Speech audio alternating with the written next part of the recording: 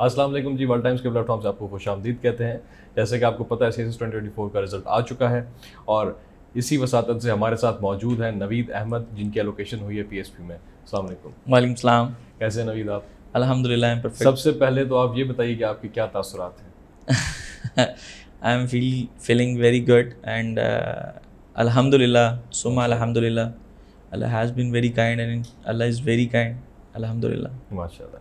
अच्छा नवीद, चूँकि हमारे पास यंग एस्पिरेंट्स की आपको पता है एक बहुत ज़्यादा बड़ी तादाद आती है, तो इनको गाइड करने के लिए आप अपने सबसे पहले जर्नी के थोड़े से स्निपेट्स शेयर कीजिएगा। मेरी जर्नी स्टार्ट हुई थी 2018, दैट वाज मिड मार्च।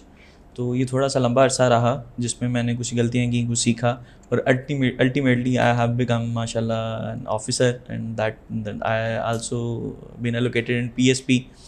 तो इसमें जर्नी में सबसे जो इम्पॉर्टेंट बात है, you have to be persistent and you have to be hard work and above that your faith is very important. And if you do not have faith, you cannot become successful, not in CSS, in your life even। तो ये दो चीज़ें, तीन, आप hard work करते रहें, आप persistent रहें और अल्लाह ताला पे यकीन रखें, अपनी सलाहियत पे यकीन रखें, अल्लाह ताला आपको ज़रूर नवाज देंगे। अच्छा, ऐसी कौन सी स्ट्रैटेजी थी you prepared during your preparation जो आपने रिटन एग्जामिनेशन के लिए फॉलो की थी? As Alhamdulillah, I am among the highest achiever in as I got 738 marks in written। तो सबसे पहले मैं ये कहूँगा कि आपकी जो मार्क शीट है that would B extraordinary and that would be very very pleasant. बड़ा खूबसूरती से, बड़ा दिलजमी से लिखेंगे, खुशगुफ्तगी से लिखेंगे और उसको अपील करेगा तो वो आपको मार्क्स देगा। और वो कैसे होगा? आप उसके हाशिए अच्छे करें, आप राइटिंग अच्छी करें, ये बहुत प्री रिक्विजिट्स हैं। उसके बाद आप अपने पेपर में कोटेशंस ऐड करें, मैप्स ऐड करें। मैप्स के लिए मैं यहाँ तक प्रैक्टिस करता था कि मार्कर अगर मैं ब्लू और ब्लैक यूज़ कर रहा हूँ तो कहाँ पे किस तरह से उसमें खूबसूरती कैसे ऐड होगी। सभी लोग मैप यूज़ करते हैं, सभी लोग कोटेशंस देते हैं। कोटेशंस देने का तरीक़ाकार क्या है? कोटेशंस फ्रंट पे देनी है, क्वेश्चन के स्टार्ट में देनी है, क्वेश्चन के एंड पे देनी है, किस फॉर्मेट पे देनी है, that is very important as well.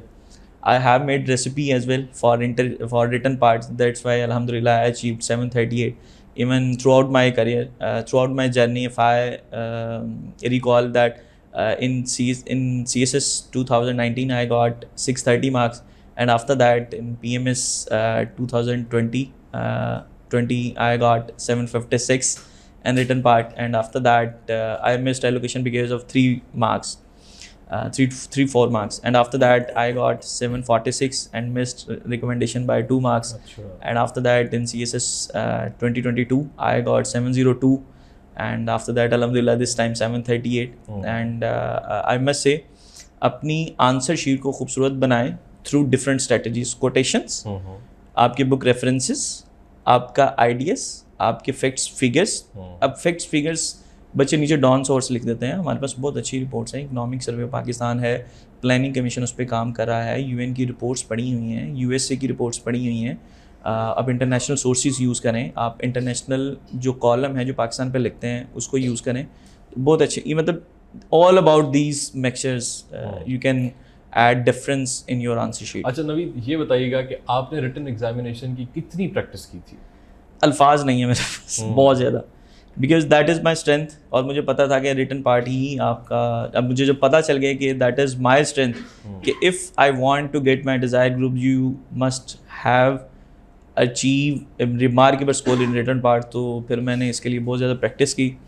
Aldous कि मैं बहुत जल्दी अचीव कर लिया था, बट स्ट्रोक ऑफ लक, जब अल्लाह ताला ने आपके नसीब ने लिखा होता है तभी मिलता है। So this is the time I did very hard to achieve this goal and specially in written.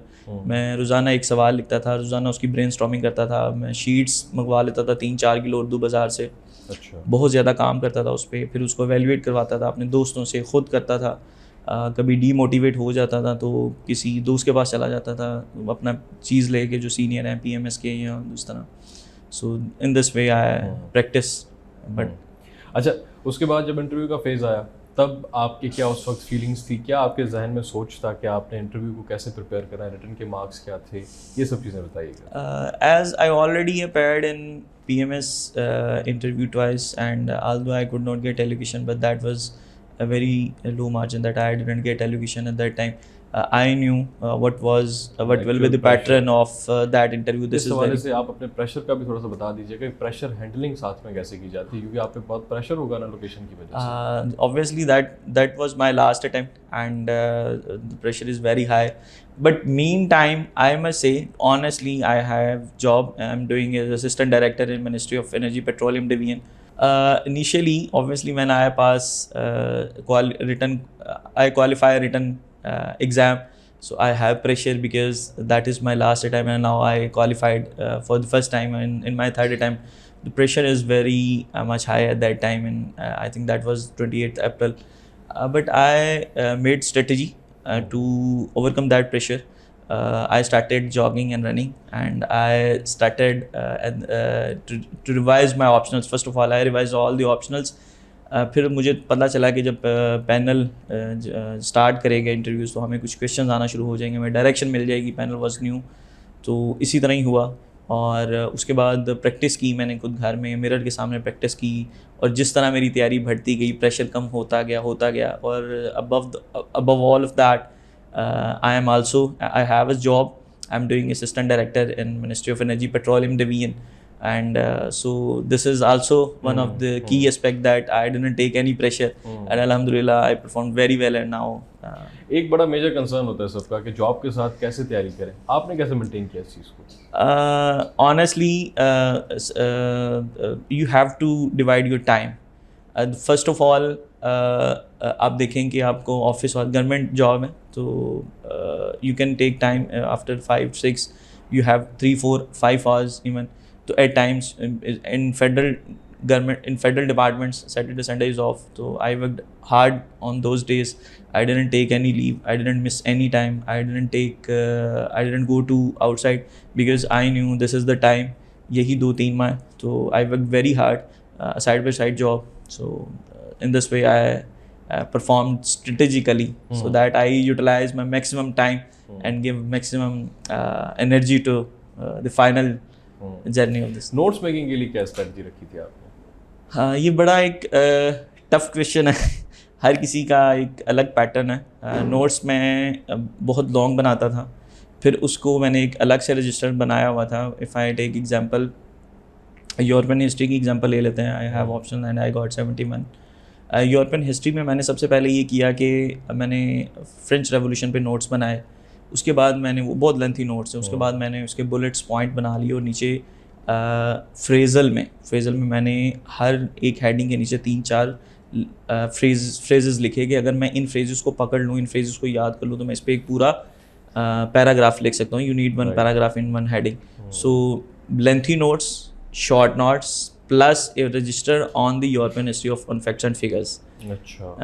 So that your answer sheet would be catchy, would be exceptional, would be pleasant.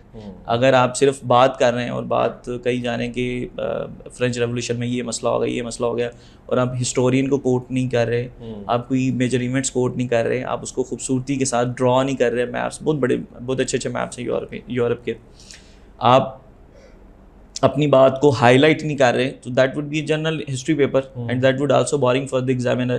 तो he will not assist you and वो फिर marks नहीं आएंगे. अच्छा, empty का भी एक phase होता है, आपने भी वो फेज़ क्रॉस किया था. उस टाइम आपके क्या तासुरात थे, क्योंकि बड़ा प्रेशर था इस वक्त कि जी एमपीटी बड़ी मुश्किल आ रही है? As I am engineer and there is major part of mathematics, so I didn't take so much focus on that. I just prepare math portion and some English portion, and I knew I think 66 marks was the passing.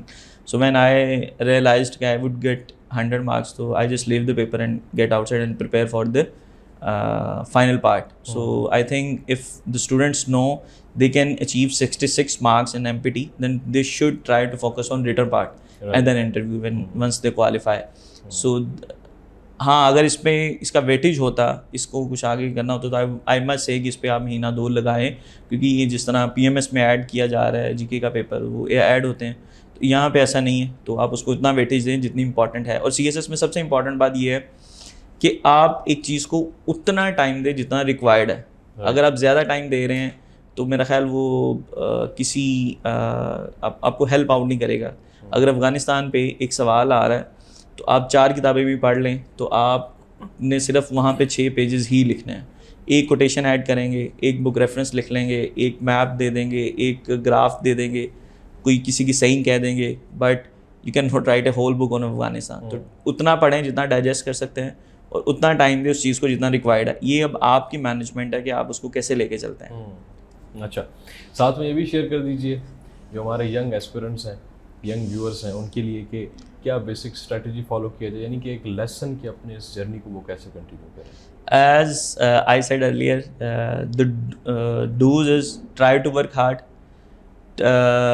try to be patient, सब्र करें। एक failure के बाद सब्र हो जाता है क्योंकि डॉक्टर्स बन चुके होते हैं, इंजीनियर्स बन चुके होते हैं, लॉयर्स बन चुके होते हैं। वो फेलियर के बाद they try to get the professional jobs and said कि चलें इस जॉब के साथ साथ इसको ट्राई करते हैं, लेकिन ऐसा नहीं है। एक फेलियर के बाद आगे एक और अटैम्प्ट है, फिर एक और अटैम्प्ट है। If you become determined you will definitely achieve your goals, so determination is very important. Don'ts में ये है कि अपना किबला दुरुस्त करें, एक कोई अच्छे मेंटोर्स को देख लें जो उसकी स्ट्रेटजीज है उसको अडॉप्ट करें और उसके बाद अपनी कैपेसिटी देखें। अगर मैंने 738 लिए हैं तो आप उसी स्ट्रेटजी से 600 भी ले सकते हैं, 750 भी ले सकते हैं, लेकिन अब आप उतना लिख नहीं सकते तो आप नहीं ले सकते। आपको ये चाहिए कि जो आपको आपका मेंटोर बता रहा है उसको देखिए कि whether it is implementable for me और नॉट। अगर आपको एग्जामिनर आपका बता रहा है कि आपका जो ऐसे है वो एक कोटेशन से स्टार्ट होना चाहिए और आपको कोटेशंस याद नहीं हो रही, तो कोटेशंस गलत लिखाएंगे तो वो आपको फेल कर देगा। तो मैंने तो कोटेशंस मुझे याद नहीं होती थी इतनी, तो इंग्लिश ऐसे में मैं रिस्क ले नहीं सकता, तो मैंने क्या किया एक साफ सादी इंग्लिश पेपर करके आया, बड़ा सिंपल सा, बड़ी अपनी सादी सी ज़ुबान पे लिखा है। मुझे पता था कि मेरी स्ट्रेंथ्स क्या हैं, मार्केट से मुझे बड़ी चीज़ें मिली, उनको मैंने डाइजेस्ट किया, अपनी फ्रेमिंग की, अपनी पर्सनालिटी के मुताबिक उसको उतारा, फिर मैंने उसको पेपर में लिखा and after that I got right. चलो नवीद, आपको बहुत शुक्रिया and we wish you very good luck for your future aspirations with respect to your job, with respect to your service. नाज़रीन, आप सबका बहुत शुक्रिया। आप भी इंस्पिरेशन लीजिएगा ताकि आप लोग भी अपनी जर्नी को पाए तक पहुँचा सकें। Thank you.